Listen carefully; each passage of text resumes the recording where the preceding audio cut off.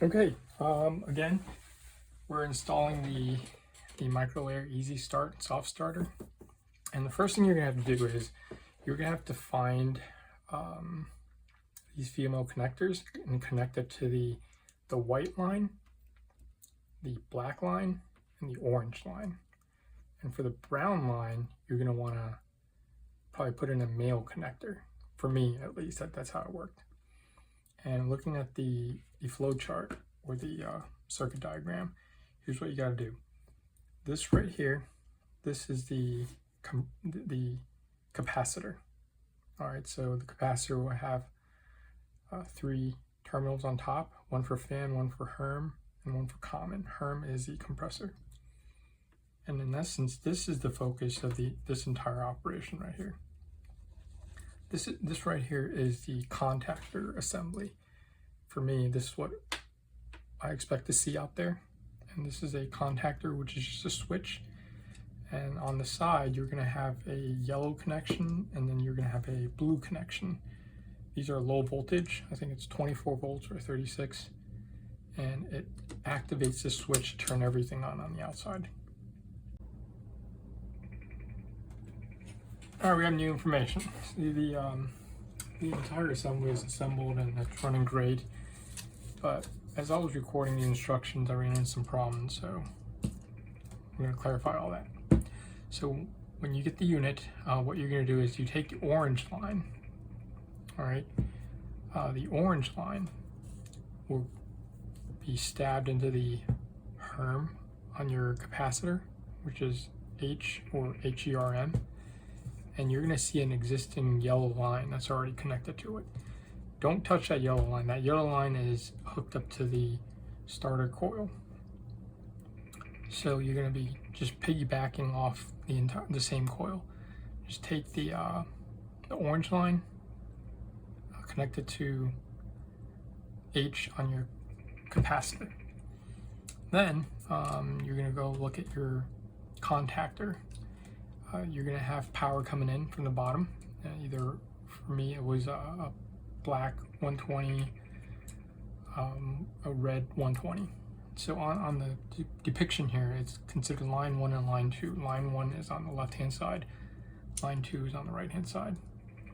And what you're going to do is, with the brown line, you're going to see a brown line, and it says to splice it into the red, which is for the main coil on the compressor. Instead of doing that, that red line is going to be connected here. All right, so for me, there was a red line connected to, I think, the common port on here. So don't touch that one. That goes to the capacitor. I keep on wanting to say condenser, but it's going to confuse people. All right, so you're going to have 2 red lines come out of here, and for me it was 2 red and a brown, I believe. Yeah, brown, I believe, goes to the fan. Regardless, don't touch the brown one. Take the red one that's not connected to the capacitor, unplug that, and connect it with your brown line that comes out of the easy start. And if you remember from before, the brown one had a male connection. It was the only one out of the 4 that had a male connection. And by doing that, you'll take care of this process. Now on the left-hand side, what they call terminal 1, you connect the black line coming from the easy start. You jab it in here, and for the white line, go to terminal 2, which is this side. Jab it in here. So that's the real quick and dirty rundown, and it'll be depicted again in the following video. All right, we're back. Take 2. Kudos to a microwave for making a fairly idiot-resistant design. So earlier, when we connected based on our prior setup, we removed this yellow line, when in fact this yellow line, there were actually 2 yellow lines. One of them goes into the I guess the auxiliary loop or circuit. And why am I trying? There, it says right there it was flashing 7 times, so it said the start winding for the compressor wasn't hooked up properly, so that's why we were getting the 7 flashes.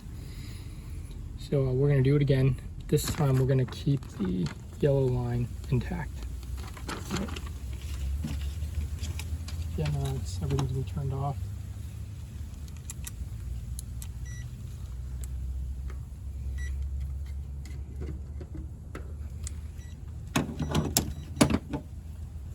Try to short out the terminals on the capacitor.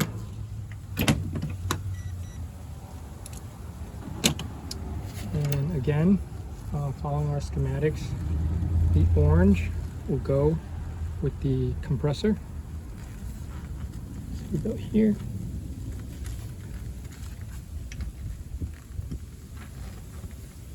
As such, the brown will intervene.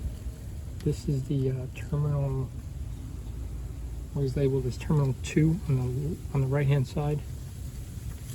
It's the only red line on the right hand side not connected to the capacitor.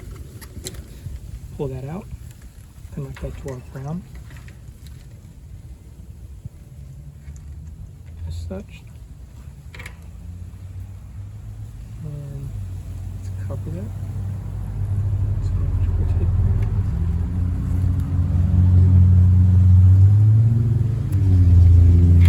Generally a good idea not to have anything conductive flailing inside your box. As such, these black and the white, and the black and the white. The black will go on the terminal 1 on the left hand side. The white will go on the right hand side.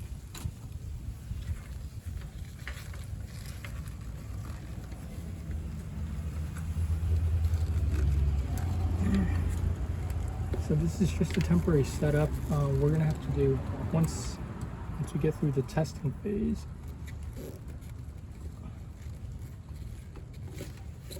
There's continuity there.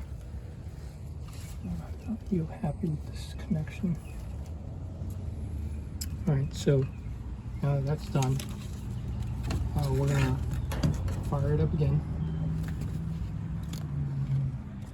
and see how we do.